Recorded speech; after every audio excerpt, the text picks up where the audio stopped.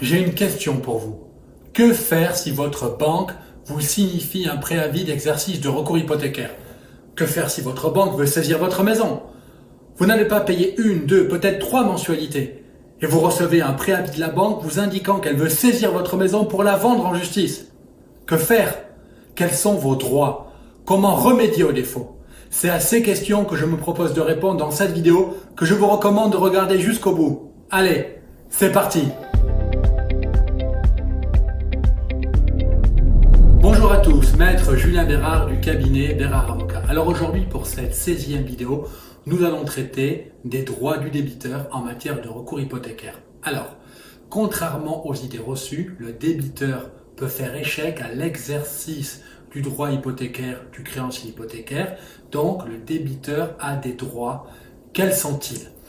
Il faut comprendre que lorsque vous décidez d'acheter une maison, un chalet, une résidence secondaire ou même un immeuble pour investir, vous allez obtenir un crédit de votre banque. La banque va financer votre projet et va vous permettre d'acheter votre bien. En contrepartie, la banque va hypothéquer le bien. C'est-à-dire que pour garantir le paiement du prêt qu'elle vous accorde, elle va prendre le bien sous hypothèque. Elle aura le bien en garantie. Qu'est-ce que cela signifie? Cela signifie que si vous ne payez pas votre prêt, si vous êtes en défaut du paiement des mensualités, la banque pourra exercer son droit hypothécaire et récupérer le bien pour le vendre ou le prendre en paiement et ainsi récupérer son argent. Donc, pour exercer son recours hypothécaire, la banque doit signifier un préavis d'exercice de recours hypothécaire. C'est un document dans lequel la banque informe le débiteur, donc elle vous informe que vous êtes en défaut, elle vous indique le montant de la créance, capital et intérêt inclus, et le recours hypothécaire qu'elle compte exercer, la prise en paiement, la vente sous contrôle de justice, qui sont généralement les deux recours hypothécaires les plus utilisés. Donc, ce préavis est d'un délai de 60 jours, c'est-à-dire que pendant cette durée de 60 jours, la banque ne peut rien faire d'autre qu'attendre. Ce délai est un délai incompressible. À la suite du préavis, si vous n'avez toujours pas remédié au défaut, la banque devra introduire une demande introductive d'instance en délaissement forcé, c'est-à-dire vous signifier une procédure pour indiquer au juge qu'il y a un défaut, qu'elle veut que le juge constate ce défaut, que vous n'avez pas délaissé le bien spontanément, c'est-à-dire que vous êtes toujours dans votre maison, et à ce moment-là, elle doit obtenir un jugement, soit de prise en paiement, c'est-à-dire de dire au juge « je veux me payer avec le bien », ou un jugement pour obtenir la vente sous contrôle de justice, auquel cas, même après le jugement, il y aura encore un délai supplémentaire pour que la maison, votre maison, soit mise en vente. Bon, maintenant, contrairement aux idées reçues, la banque ne peut pas vous réclamer plus que ce que la loi prévoit. Or, la loi prévoit, articles 2761 et 2762 du Code civil du Québec, que le défaut est le suivant. Le débiteur peut faire échec, donc vous pouvez faire échec à l'exercice du recours hypothécaire du créancier en payant ce qui est dû, à savoir les mensualités, ainsi que les frais engagés. L'article 2762 rajoute que le créancier hypothécaire ne peut pas exiger il ne peut pas exiger des indemnités autres que les intérêts échus et que les frais engagés. Ça veut donc dire que le créancier, et c'est très important, ne peut et en aucun cas ne peut réclamer le paiement du capital et des intérêts garantis par hypothèque, c'est-à-dire les intérêts à échoir. Et également, l'article 2762 alinéa 2 précise et dispose que le créancier ne peut pas non plus réclamer les honoraires extrajudiciaires, donc les honoraires professionnels, les honoraires d'avocat ou de comptable, pour le recouvrement du capital, des intérêts garantis par l'hypothèque et des frais professionnels engagés pour la conservation du bien hypothéqué. Donc, c'est très important de comprendre cela, car une fois qu'on a déterminé quel est le défaut et quelles sont les sommes précises que la banque peut vous réclamer, on comprend donc pourquoi la banque ne peut pas et en aucun cas utiliser la clause de déchéance du terme en matière de recours hypothécaire. Car la banque ne peut pas vous réclamer plus que le défaut, c'est-à-dire la somme que vous devez et les frais engagés.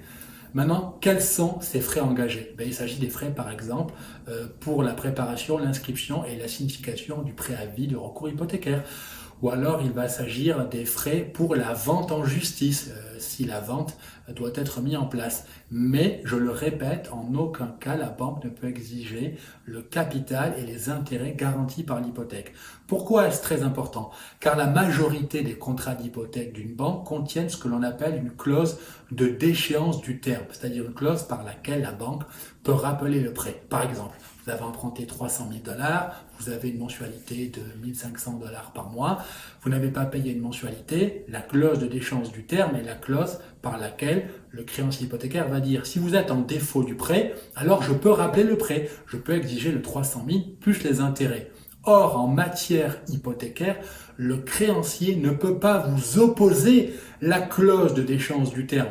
Il ne peut pas. Il peut, s'il veut, faire une action personnelle à côté, conjointe à l'action réelle, à l'action hypothécaire, mais en matière hypothécaire, il ne peut pas vous opposer la clause de déchéance du terme, c'est-à-dire qu'il ne peut pas exiger le paiement du capital. Et donc, vous voyez qu'ici, ça devient de suite beaucoup plus intéressant pour un débiteur qui ne doit simplement payer pour remédier au défaut que les sommes dues. Et souvent, les sommes dues sont 1, 2, 3 mensualités. Et on comprend qu'il est beaucoup plus facile de payer quelques milliers de dollars que quelques centaines de milliers de dollars.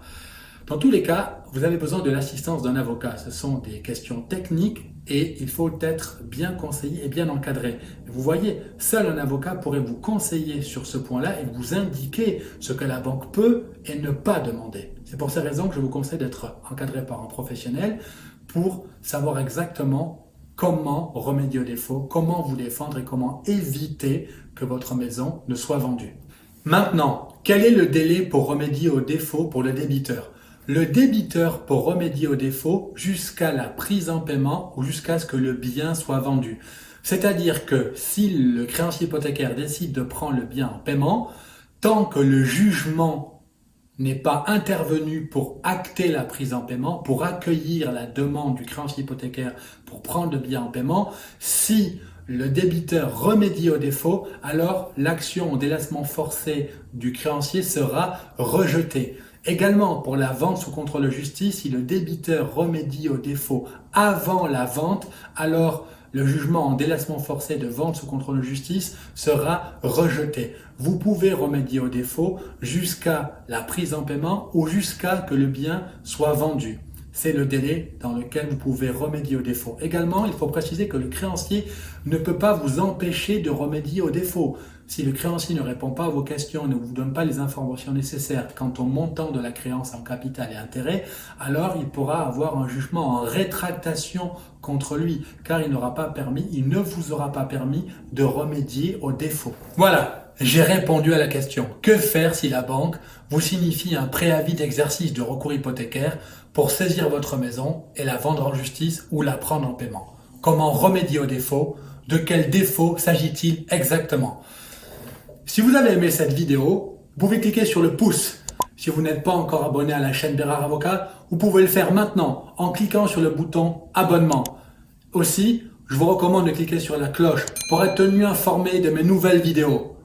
Si vous avez des questions, des interrogations, n'hésitez pas à me contacter. Il me fera plaisir de répondre à vos questions. Et en attendant, et d'ici une prochaine vidéo, je vous souhaite à tous une excellente journée et je vous dis à bientôt.